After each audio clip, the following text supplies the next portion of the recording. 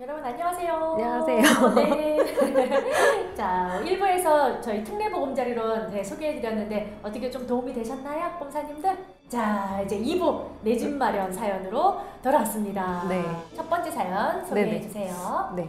안녕하세요. 저는 서울 강동구에 아들 하나 키우고 있는 30대 주부입니다. 로즈님께서 기억하실 수는 없겠지만 저는 2년 전 만삭의 몸으로 로즈님과 대면 상담을 했던 정규 수강생이었답니다. 그렇게 배운 청약으로 무주택자에서 2주택자가 되었습니다. 처음 계획은 당첨된 한 개 아파트에서 2년 정도 실거주하고 나머지 한 아파트는 적당한 시기에 매도하여 추후 상급지로 갈아탈 생각이었습니다.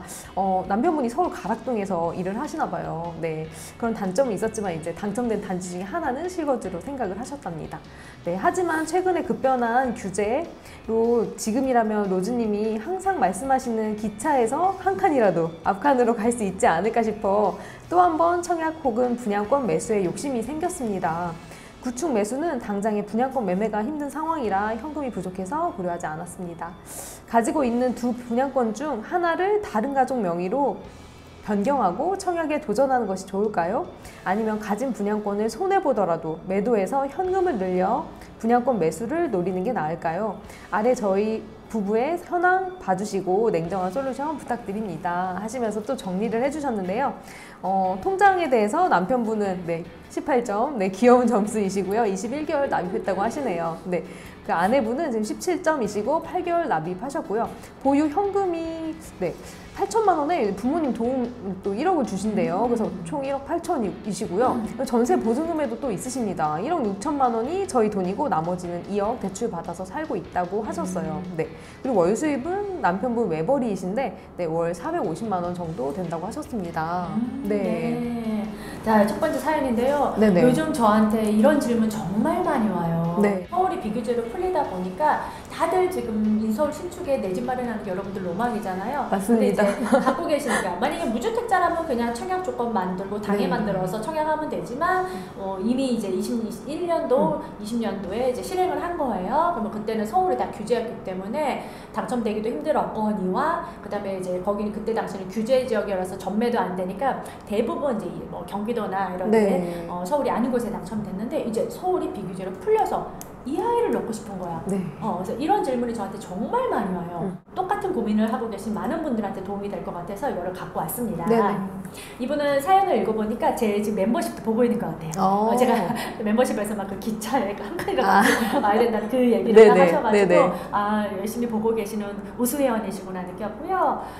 제 강의요. 만삭에 강의 들어오신 분 꽤 돼요. 네, 태교를 제 강의로 하시는 분들이 꽤 돼서요. 저는 그분 이제 누군지 진짜 합니다. 기억은 납니다. 만삭으로 오신 분들 다 기억나요. 네, 정말 4주 내내 제가 강의를 또 좀 길게 합니까? 10시간씩 그거를 앉아서 들었던 만삭 수강생분들 다 하나하나 기억나고요. 네, 수고 많으셨어요. 자, 무주택자에서 이제 2주택이 이제 됐는데 보유 분양권은 저한테 이제 개인 이제 정보 보안을 요청하셔서 단지는 언급 안 드릴 거예요. 이분이 이제 당첨된 게 하나는 실거주할 목적이었고 하나는 이제 매도할 목적. 그리고 세대당 2건을 쓴 충실하게 쓴 그런 상태고요. 요거 첫 번째 물건은 분양할 때 당시 규제였을 거예요. 그러니 이제 규제 하나 비규제 하나 딱 세팅을 하셨었네요. 세팅 잘 하신 분이었고요.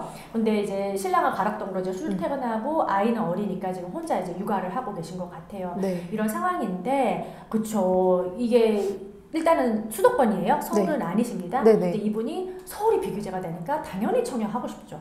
서울 당해이시니까요. 그렇죠. 당해이고. 그 다음에 신랑은 가락동으로 또 출퇴근하고 하니까 자, 이런 상황인데요. 일단 고민 이거세요. 청약을 하려면은 여러분 서울이 이제 강남 3구와 용산 빼고는 다 비규제가 되었잖아요. 그래서 다주택자도 청약은 일단은 가능은 합니다. 근데 이제 또 제 유튜브를 계속 보셨거나 membership 회원분들 아시겠지만 가능은 하지만 그래도 누가 유리하죠? 그래도 무주택자가 짱 유리하죠. 가점이 아무리 낮아도. 그래서 비규제가 됐기 때문에 이번 가점 신경 안 써도 돼요. 옛날 같이 서울 100% 가점제면 이거 안 돼요 이런 건데 아니요, 다 할 수 있어요. 이제는 왜냐면 추첨제가 60이니까 네네. 다 할 수 있어요. 다 할 수는 있는데 청약으로 더 유리한 포지션으로 하려면 무주택자가 유리한 게 네. 아직 남아있는 제도가 문재인 정권 때 만든 게 무주택자 우선 배정 75%라는 물량, 추첨 물량에서도 추첨 물량이 만약에 100%가 있다. 75%는 무주택자 안에서만 랜덤으로 돌려서 당첨자를 뽑으니 무주택자가 압도적으로 우위에 있고요. 나머지 25%가 1주택자인데 조금 공부해 보시는 분들 알죠? 1주택자가 처분 서약을 하면 스텝 2 처분 서약하지 않은 1주택자 스텝 3라 당첨되기 힘들어요 라는 말씀을 제가 정말 많이 드렸는데요. 근데 이때 이 청약홈에서 처분 서약이 이제 없어진 거예요. 그래서 1주택자는 이거는 주택법 시행령이 개정되어야지 진행되지만 다 소급 적용해준다 그래서 지금 청약홈에 홈페이지에 들어가시면 판업장이 떠요. 판업 떠 있습니다. 너네 다 구제할 거 해줄 거니까 다 그냥 일단 다 처분 서약하고 다 청약해. 그게 더 유리해. 라고요. 청약홈 홈페이지 아예 너무 친절하고요. 왜냐면 1주택자가 지금 처분 서약을 하지 않고 청약을 넣으시면 스텝 3로 강등이 돼서 청약을 해서 되게 불리하시거든요. 그래서 나 로즈님 말이 너무 어려워요. 이러면은 청약홈의 판업창을 정독하시고 청약홈에서 하라는 대로 하시면 돼요. 그러면 처분 서약 걸고 1주택자가 청약을 해도 안 팔아도 돼요. 걱정 안 하시고 겁 안 내셔도 됩니다. 자, 그게 25%예요. 그러니까 1주택자는 처분을 하든 안 하든 간에 25%인데 그 25%도 스텝 1에서 떨어진 무주택자하고 합쳐서 뽑으니 순수 1주택자가 당첨될 확률은 10% 내외예요. 내외예요. 그리고 그렇게 완판이 되면은 스텝 3인 다주택자는 아예 당첨이 안 되는 구조인데 근데 지금같이 심리가 많이 어려웠으면은 스텝 3까지도 올 뿐더러 여기서도 계약이 완판이 안 되니 줍줍이 나와서 1월 28일 날 어떤 날이었죠? 1월 28일 엄청난 날이었습니다. 줍줍이 무려 각종 모델하우스에 아주 세 개나 일어나 서울 줍줍 2019년 완전 돌아갔죠. 타임머신을 타고 돌아간 것 같은데 그날 1월 28일 토요일에 서울 2개와 광명에 총 3개의 단지가 줍줍이 펼쳐졌어요. 하나가 중화 SKL 리버셋, 하나가 장위, 자이, 그 다음에 레지던트, 세 번째가 광명의 호반. 이 3개가 1월 28일 날 다 줍줍을 하는데 표시방님 제가 2019년에 서울의 모든 줍줍 현장을 다 가봤잖아요. 그래서 저는 줍줍의 역사를 다 아는데 그때보다 조건이 더 좋아졌어요. 서로 이제 또 경쟁도 하는 것 같습니다. 뭐가 좋아졌게요? 줄 서서 뽑지 않나요? 저 때는 동호수를 고를 수 있는 단지가 별로 없었어요. 랜덤이었어요. 그러니까 막 이런 아크릴 박스에 동호수 접은 지금 동호수 지정으로 뽑고 있습니다. 2019년보다 더 좋아졌어요, 여러분. 여러분들이 가서요, 뭐뭐 남았어요? 하고 뭐 남았어요? 뭐 그 라인에 그 층 주세요. 동호수 지정 방식으로 다 바뀌었어요. 얼마나 좋습니까? 그리고 또 뭐가 좋은 줄 아세요? 마음에 드는 동호수가 없으면 나와도 돼요. 환불 해주시더라고요. 그러면 구매 예약금을 받는데 그 예약금 300을 다 돌려주는 방식으로 이번에 장희가 그렇게 진행을 했거든요. 그래서 1군이 이렇게 진행을 하다 보니까 다른 거였어도 다 따라하더라는 거죠. 그럴 수밖에 없을 것 같아요. 그래서 이제 23년의 줍줍 트렌드는 동호수 지정 방식이 대세가 될 것 같아요. 그래서 너무 좋죠. 그래서 다주택자거나 서울 당해가 아닌 분들은 이런 선착순 줍줍을 잘 활용하시면 되고 혹은 당해라면 정말 땅 짓고 헤엄치기로 당첨되기도 너무 좋은 시즌이 됐죠. 그런데 여러분 재밌는 건 뭐냐면요. 이 삼총사의 줍줍이 끝나고 그 다음에 광명에서 자위 줍줍을 이제 할 건데 호반보다도 자위가 더 입지가 좋잖아요. 그 자위 줍줍은 세상에 홈페이지에서 접수인데 광명당이 무주택자로만 한정했어요. 정말요? 이게 어제 기습적으로 떴는데 어제라니까 1월 30일 기준입니다. 광명 자위 줍줍을 기다리는 분들도 되게 많았어요. 맞아요, 많았어요. 그래서 솔직히 장위 자위처럼 동호수 지정 방식일 줄 알고 그리고 기타적 분들도 이러고 기다리고 있었단 말이죠. 근데 어제 나왔는데 뭐라고요? 당해만. 그 다음에 무주택자로만 지정을 한 거예요. 자, 이건 뭐예요? 완판에 자신 있는 거죠. 자신이 있는 거죠. 그리고 814하고 114 타입이 완판이 됐고 5구만 나왔어요. 5구가 물량이 몇백 개였거든요. 그래서 이 정도면 그리고 예당 때 또 저희 수강생분들이 예비 당첨 때 서류 접수하러 갔더니 거기 일대 모델하우스 가는 차 엄청 맡기고 모델하우스 사진도 저희 수강생들이 찍어서 우리 톡방에 쉐어해주고 보셨잖아요. 여러분 난리 났어요. 난리 났어요. 저는 그걸 딱 느꼈거든요. 이제 특례보험자료도 풀리고 대출도 네. 금리가 인하된다고 하자 사람들이, 그러니까 제가 늘 말씀드리는 게 수요는 사라지는 게 아니다. 아니에요. 관망하는 거예요. 네. 사고 싶어. 내 집을 원하는 수요는 있어요. 내 새 집 사고 싶어. 나도 자이 갖고 싶어. 근데 금리가 비싸니까 관망하다가 네. 조건들이 좋아지니까 구매하려 오려는 거죠. 이게 우리는 둔주 사태에서도 다 지켜봤던 거잖아요. 네, 맞습니다. 둔주라는 입지의 가치, 미래의 가치가 바뀌어서 팔린 거예요? 아니죠. 아니에요. 걔가 분양 당시나 12월에 분양 당시나 1월에 계약 당시 걔의 가치는 변함이 없는데 조건이 안 좋았고 상황이 네. 안 좋았고 금리가 안 좋았고 거기에 심리까지 더 얼어붙어서 그죠? 그랬다가 이 모든 허들들을 원희룡 장관이 1월 3일에 다 풀어줬잖아요. 네. 그래서 둔주일병 구하기라는 소리가 나올 네, 정도로. 구했습니다. 근데 저는 제 멤버십 들어보신 분들 아시겠지만 둔주일병 구하기 작전의 최대 수혜지가 땡땡이라고 말씀드렸고 네. 거기 이제 분양 청약 준비하신 분들 잘 준비하시면 되고 자, 이게 심리라는 게 또 한순간에 돌아서기도 하는 거예요. 그래서 네. 장위가 광명자위가 네. 성북자위보다 더 빡센 조건으로 그러네요. 쭉쭉이 아, 나왔다는 네. 거예요. 그러면은 이제 우리 사연자님으로 돌아가서 사연자님이 이제 서울 청약을 하고 싶어. 서울 당이기는 해. 네. 그런데 지금 분양권 2개인 상태로 아주 좋은데 청약에 당첨될 확률이 좀 쉽진 않으실 것 같습니다. 예, 네. 이제 서서히 그리고 비규제로 풀렸죠. 이전보다는 통장 수는 저는 더 많이 들어올 것 같고요. 이제 네. 여름 가을로 넘어가면 좀 분양하는 단지들 정말 이제 예전 같은 경쟁률을 볼 수 있지 않을까. 그래서 여러분들이 저가점이라면은요 상반기에 되도록 좀 당첨이 되셨으면 좋겠고 더 여러분들이 불안해하는 모든 요소들이 더 이렇게 안정화되고 나면은 올 여름 지나서의 서울 분양의 경쟁률이 어떨까? 좀 나올까? 다주택자 당첨될까? 스텝 3가 가능할까? 네. 저는 이거라는 거죠. 네네. 그래서 이분이 분양권을 하나를 정리해서 무주택, 1주택, or 무주택으로 만들어서 청약하는 조건 좋아요. 아니면 2개가 정리가 안 되는 상황이라면 23년 상반기에 좀 서울 청약을 주목해 보실 필요가 있다라는 말씀 드리고 싶고요. 네네. 또 유튜브 보시거나 멤버십 보신 분들 아시겠지만 이렇게 경쟁이 덜할 때 23년에 서울 신축에 당첨되시고 중도금 대출은 언제 실행하죠? 한 6개월쯤 뒤에. 네. 너무 좋지 않아요? 네네. 그렇죠? 누가 지금 자서한대요? 네. 아니잖아요. 그러니까 이게 또 타이밍으로 너무 좋지 않아요? 네네. 네, 그렇게 보는 겁니다. 그래서 일단 자 지금 이분 상태로 지금 분양하는 거 아직 침자가 확 살아난 건 아니니까 3월에 뭐 양평 자이 디그니티부터 뭐 이렇게 막 분양하는 거 한번 네. 넣어보셨으면 좋겠는데 그래도 내가 조금 더 청약에서 유리한 조건을 만들려면 1주택 네. 아니면 무주택이라도 만들어야 돼요. 네. 그렇죠. 그런데 자 이분이 이제 그래서 이거를 팔고 싶어요.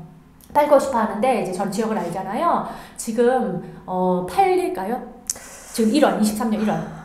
좋은 조건은 아니에요. 좋은 조건으로 팔리지 그렇죠. 못할 것 만약에 같습니다. 이제 파시려면 네. 특히 이제 이분은 본인이 계획처럼 첫 번째 거는 실거주로 생각을 하셨으면 좋겠고 네. 그 다음에 뒤에 거를 원래 계획대로 이제 매도를 하셨으면 좋겠는데 뒤에 거 2번째 분양권을 급하게 파시려면 지금 모피 5월 마피여야 네. 팔리는 상황이에요. 근데 이분이 이제 서울을 청약하고 싶은 이제 목표가 생겼잖아요. 그래서 이걸 하려면 이제 선택지는 2개죠.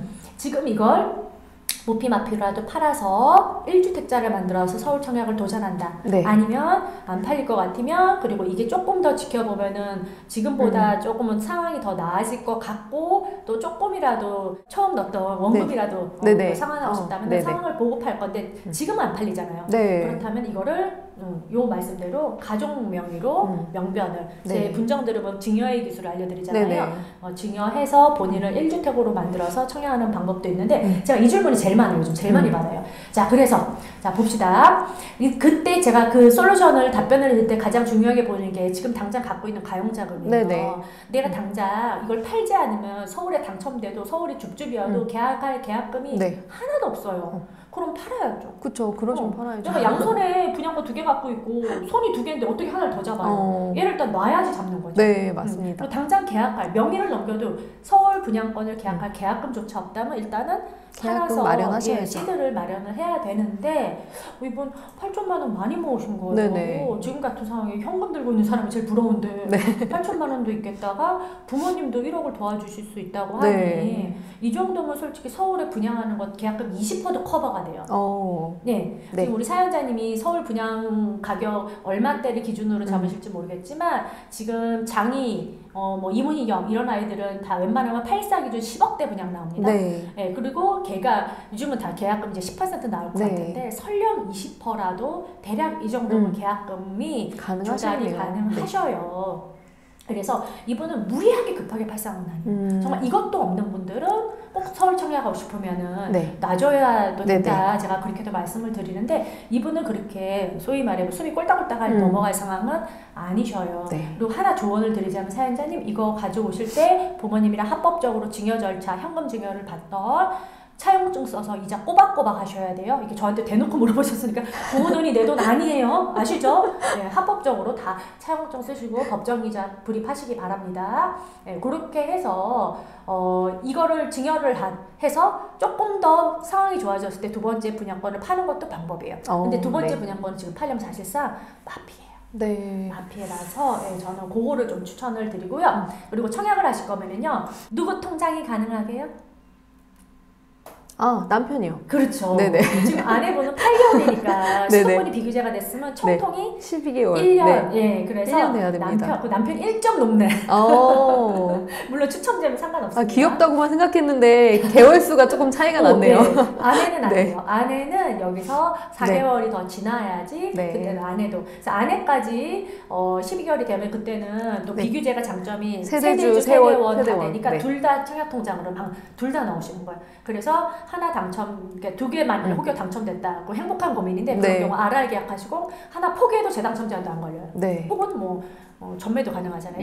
뭐 계약금만 둘 다 칠 여력만 되신다면 그런 방법이 있어서 저는 이분이 자금이 정말 당첨됐는데 지금 당장 신용대출 받아가지고 이거를 막 계약금을 해야 돼요. 그럼 저 말려요.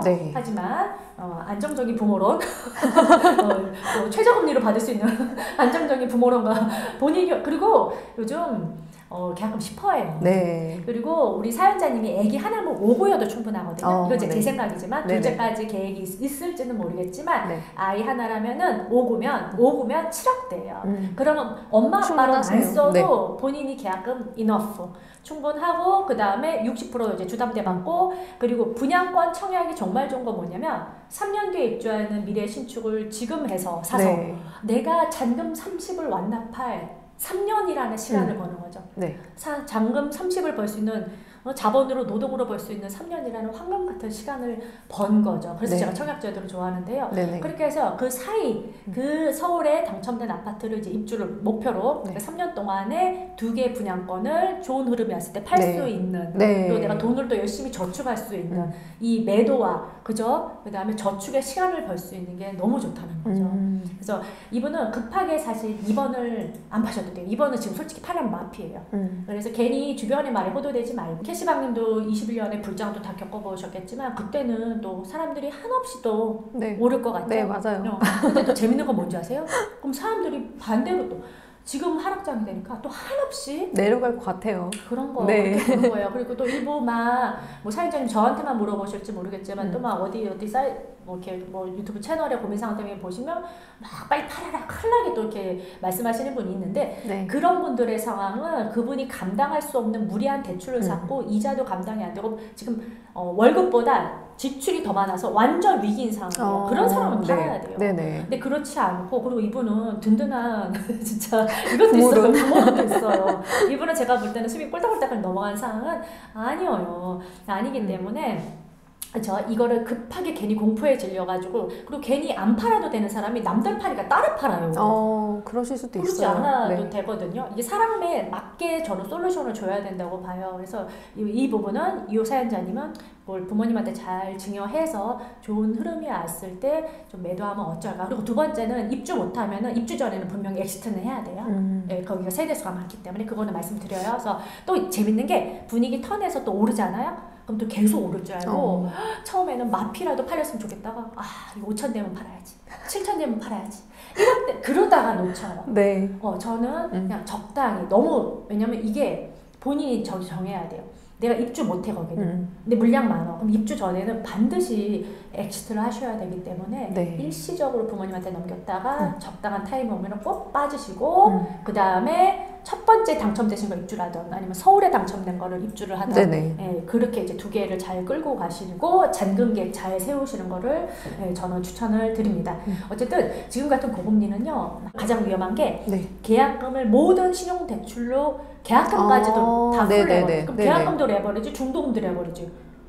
잔금도 네. 전세로 치를 거래. 자기도 하나도 이런 사람들이 정말 위험해요. 그렇게는 자금 계획을 안 짜시는 거를 저는 예, 추천을 드립니다. 네네. 네. 우리 모두의 마음과 우리 모두의 상황을 약간 대변해주는 그런 사연이었는데요.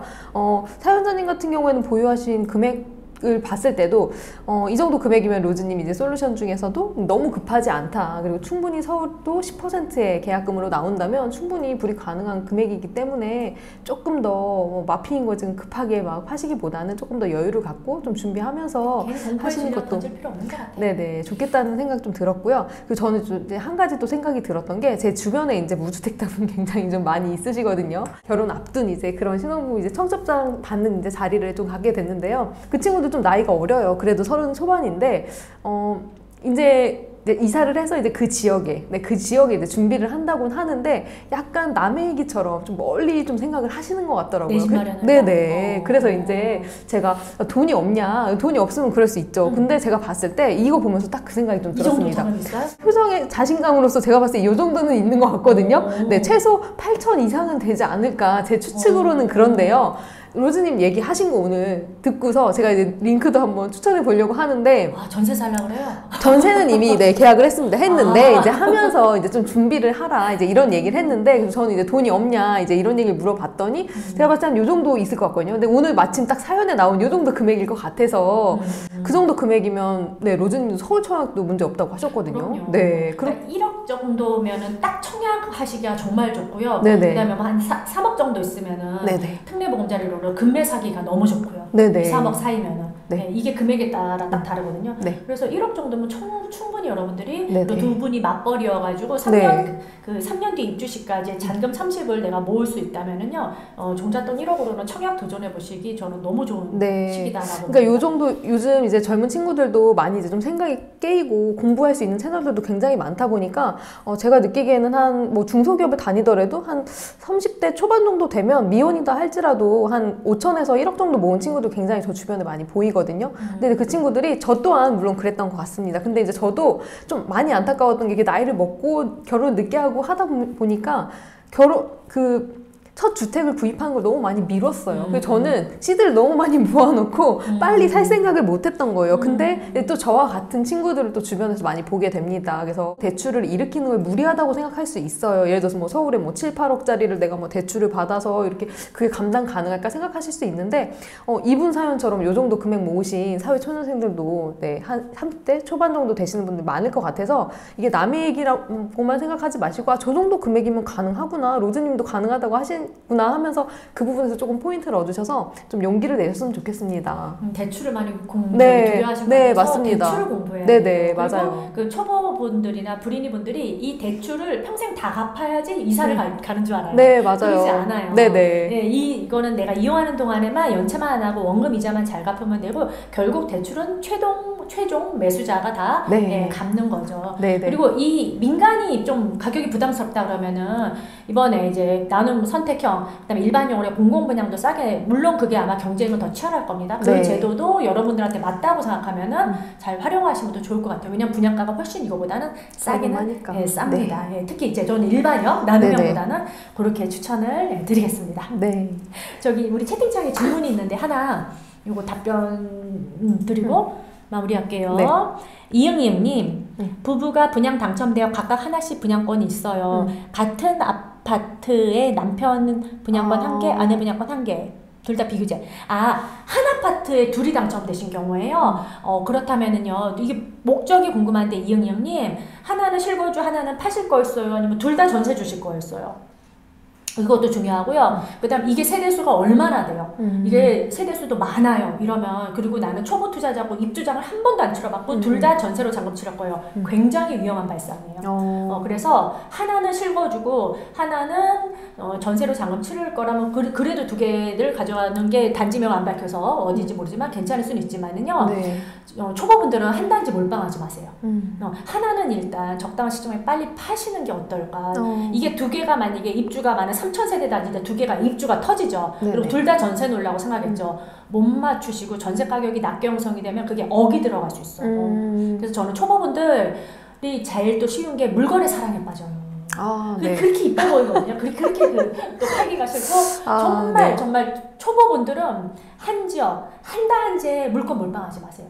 그리고 그렇게 샀더라도요 하나는 길게 가져가고 하나는 롱텀 하나는 숏텀으로 하나는 엑시트하는 게 좋아서 네. 입주장에 두 개가 안 몰리는 걸로 세팅을 하시는 걸 추천드려요. 이 초보분들이 핸들링이 안 되고요. 네. 현금 흐름이 넉넉치 않은 분들은 이게 핸들링이 안 돼요. 여러분 투자로 큰 돈을 벌 수도 있지만 투자로 한 방에 훅 갈 수도 있어요. 여러분 망하시는 분들의 특징이요. 네. 사치해서 그런 분들 극소수지 막 노름하고 막 사치하고 그런 분들도 극소수지만 여러분 부자라고 5끼 먹지 않아요.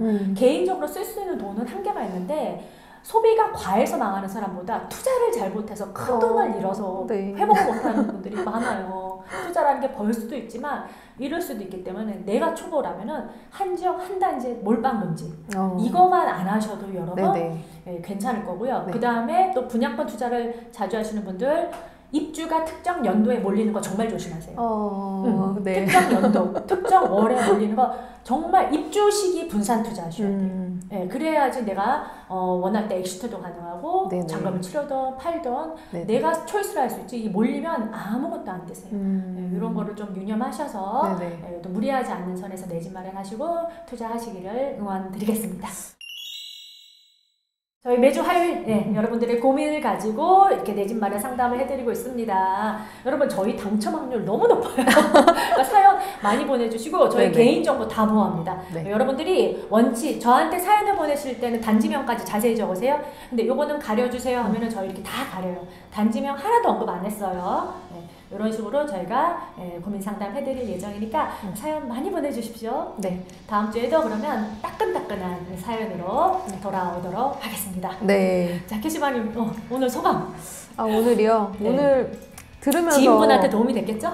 네. 저는 일단은 영상 공유를 해주고 자꾸 푸시를 제가 하고 있는데 좀 이 좋은 시기에 놓치지 말고 저는 좀 좋은 단지 좀 가졌으면 좋겠습니다. 네. 32이어도 마음 금방 되거든요.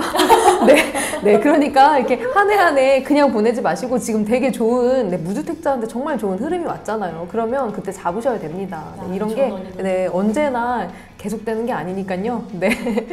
영상 공유하겠습니다. 네. 감사합니다. 자, 콩사님들 사연 많이 보내주세요. 자, 구독과 좋아요. 눌러주세요. 네, 많이 부탁드려요. 네. 감사합니다. 감사합니다.